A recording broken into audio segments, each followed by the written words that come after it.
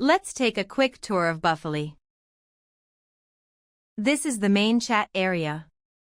As you chat with Buffaly, your conversation is saved automatically. Buffaly can run tools directly from the chat.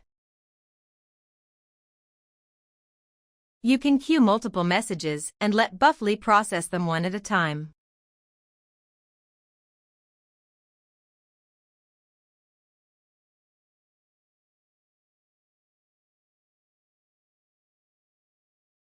You can also talk to Buffaly using voice input.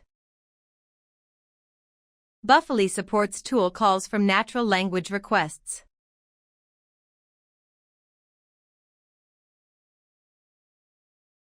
You can send screenshots to Buffaly for visual context.